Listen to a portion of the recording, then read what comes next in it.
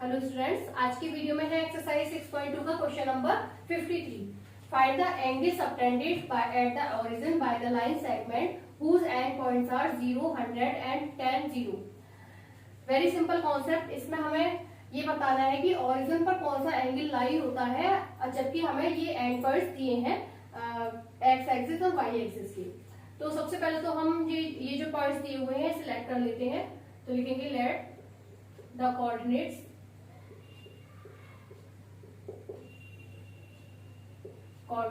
of end points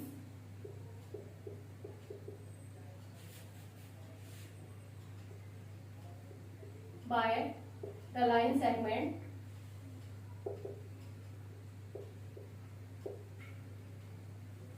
are,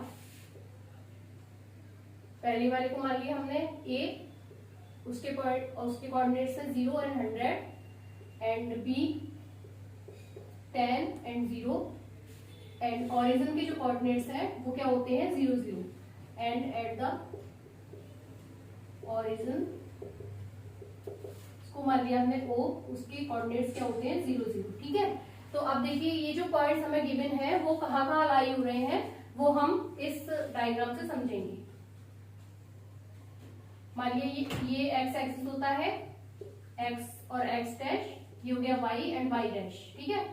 तो यहाँ पर हमने मान लिया 10, 20, 30, 40 इस तरीके से पॉइंट्स हो गए और इधर के पॉइंट्स हो गए 10, 20, 30, 40, 60, 80 एंड 100।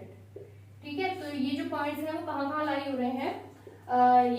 इसमें ओरिजिन क्या हो गया, ये 0, इसके ऑर्डिनेट्स क्या है 0, 0 होते हैं एंड यहाँ पर जो हमें ए पॉइंट दिया है उसके कोऑर्डिनेट, उसका एक्सिस का कितना दिया हुआ है 0 दिया हुआ है। ठीक है। और ऑर्डिनेट है 100, तो 0 एक्सिस पर तो 0 है, तो इसका मतलब ये जो 100 है वो कहाँ पर लाई करेगा, यहाँ 100 वाई एक्सिस पर। ठीक है, यहाँ पर लाई करेगा। इसी तरीके से बी पॉइंट्स की जो हमें एक्सिस दिया है वो 10 है और ऑर्डिनेट कितना है 0 दिया है। तो ऑर्डिनेट जब 0 है तो इसका मतलब क्या है कि ये किस पर लाई करेगा, एक्स एक्सिस पर, ये वाला पॉइंट। तो यहाँ पर ये 10 आ गया। ठीक है। तो इस तरीके से जब ये दो पॉइंट लाई करेंगे तो जब जो दोनों लाइन सेगमेंट है हमारी वो कहाँ पर इंटरसेक्ट करेंगे एंगल बनाने के लिए 90 डिग्री पर। तो सिंपल सी है बात इसमें, यहाँ पर जो एंगल बन रहा है हमारा वो ओरिजिन पर कहाँ पर कितना एंगल आ रहा है उसका 90 डिग्री। तो लिखेंगे हम यहाँ पर गिवन एक्सिस ऑफ ए वो 0 दिया है, so it lies on y axis. ठीक है, ये तो वाई एक्सिस पर लाई करेगा and ordinate of B, B का जो ऑर्डिनेट है वो 0 है, तो it lies on x axis. ठीक है, इस तरीके से ये लाई करेंगे। तो यहाँ पर क्या है, और hमें पता है कि जो दोनों एक्सिस होते हैं वो इंटरसेक्ट करते हैं 90 डिग्री पर। देखेंगे but both axis lies on intersect on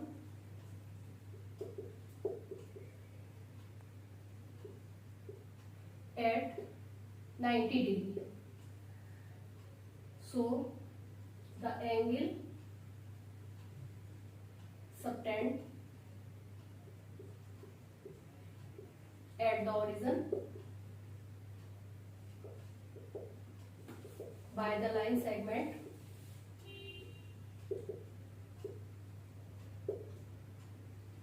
at 90 degree. ठीक है, ये हो गया आपका आंसर।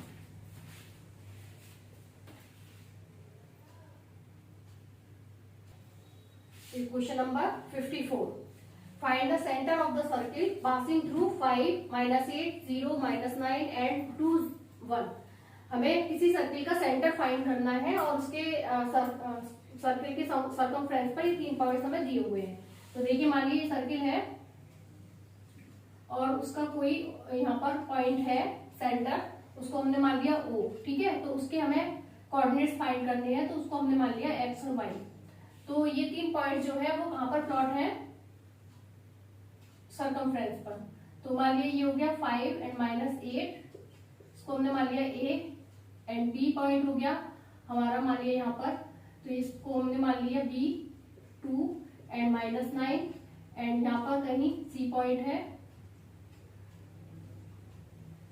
सी, उसको हमने मान लिया 2 एंड 1। ठीक है, तो ये जो तीनों साइड्स हैं, यानी कि सेंटर पर जो तीनों पॉइंट्स दिए हुए हैं, ये रेडियस है हमारी, यानी कि ये सेंटर ओ से लेके ए तक जा रही है और बी तक और सी तक, ये तीनों ही हमारी रेडियस है।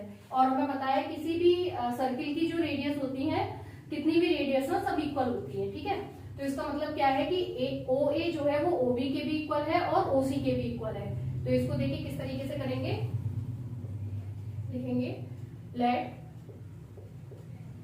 The points are A5 and -8,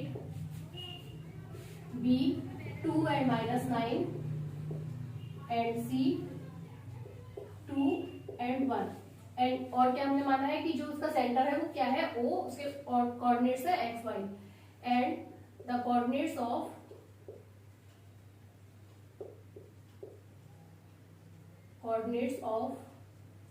centre O, उसकी क्या है x एंड y। ठीक है, तो अब हम क्वेश्चन के हिसाब से हमें क्या इसमें निकालना है कि OA जो है वो OB के इक्वल है और OC के इक्वल है।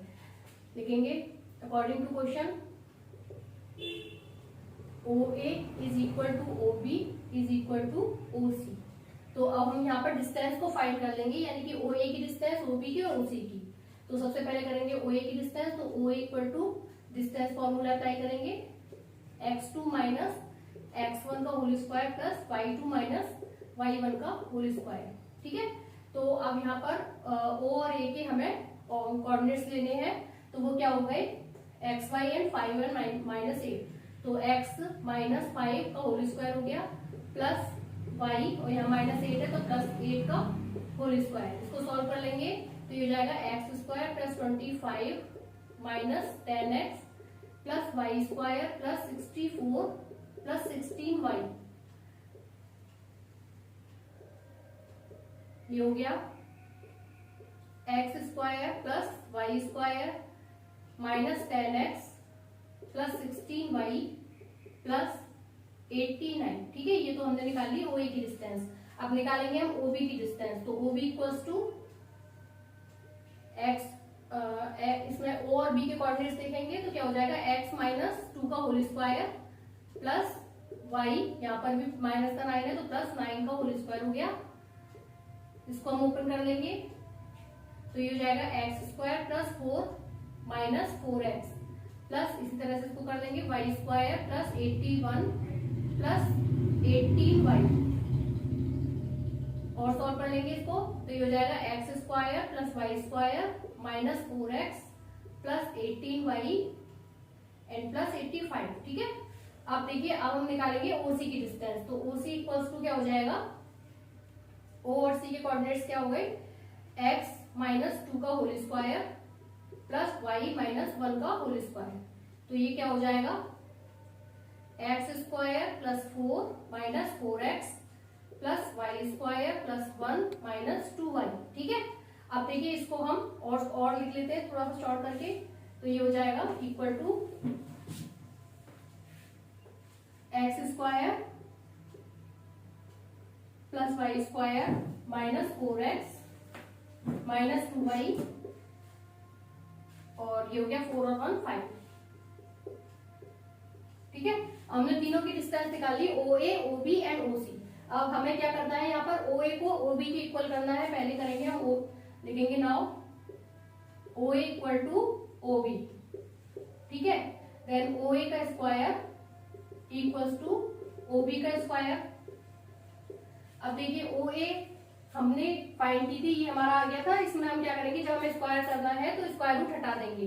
तो हम इसे किस तरीके से लिख सकते हैं, x² plus y² minus 10x plus 16y plus 89 is equal to, इसी तरह से OB की वैल्यू जो आई थी उसमें से स्क्वायर रूट हटा देंगे तो क्या हो जाएगा यहाँ पर x² plus y square minus 4x plus 18y and plus 85। ठीक है, अब देखिए क्या क्या चीज कैंसिल हो सकती है वो हम कैंसिल करेंगे। एक्स स्क्वायर से एक्स स्क्वायर कैंसिल हो गया, वाई स्क्वायर से वाई स्क्वायर कैंसिल हो गया, और यहाँ पर जो बचा है उसको लिख लेंगे, तो लिखेंगे माइनस 10x, यहाँ से x की वैल्यू आ जाएगी तो प्लस 4x, ये हो गया प्लस 16y, यहाँ से वैल्यू आ गई तो minus 18y plus 89 minus 85 equal to 0।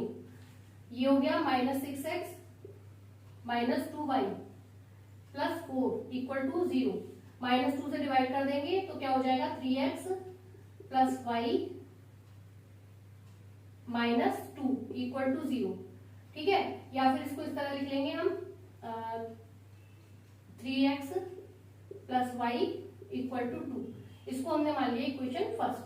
ठीक है, अब देखिए यहाँ पर हमने o equal to O B कर दिया, अब हम o B equal to O C और कर देंगे तो हमारी एक इक्वेशन और बन जाएगी, या फिर इसमें से किसी की एक की वैल्यू निकल आएगी, तो लिखेंगे and O B equal to O C. तो ओ बी का square equal to O C का स्क्वायर हो गया। ठीक है, तो ओ बी यहाँ पर ओ बी की वैल्यू जो आई थी उसमें से स्क्वायर रूट हटा देंगे क्योंकि स्क्वायर लेना है हमें, तो क्या हो जाएगा x square plus y square minus 4x plus 18y plus 85। इसी तरह से ओसी की जो वैल्यू आई थी वो क्या आई थी, ये वाली। ठीक है, तो इसमें से भी हम स्क्वायर रूट हटा देंगे तो ये हो जाएगा x square plus y square minus 4x minus 2y plus 5। अब यहाँ पर एक्स स्क्वायर से एक्स स्क्वायर कैंसिल हो गया, वाई स्क्वायर से वाई स्क्वायर कैंसिल हो गया, माइनस 4x से यहाँ पर माइनस 4x भी कैंसिल हो गया, तो क्या बचा 18y प्लस 2y हो गया इक्वल टू 5 माइनस 85। ठीक है, इस तरीके से हम लिख लेंगे तो ये हो जाएगा 20y equal to minus 80।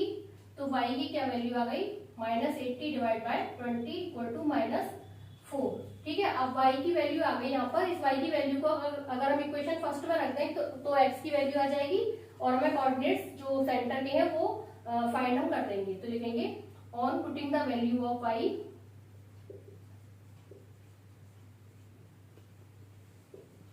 In equation first equation में हमने y की वैल्यू को रखा तो क्या आ जाएगा 3x, और ये प्लस y है तो ये माइनस 4 रखेंगे तो माइनस 4 इक्वल टू 2। तो 3x इक्वल टू क्या हो गया 2 plus 4 equal to 6।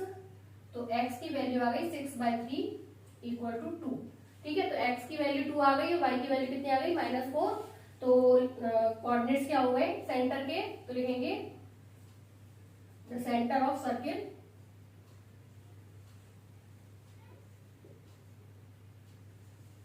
Circles coordinate.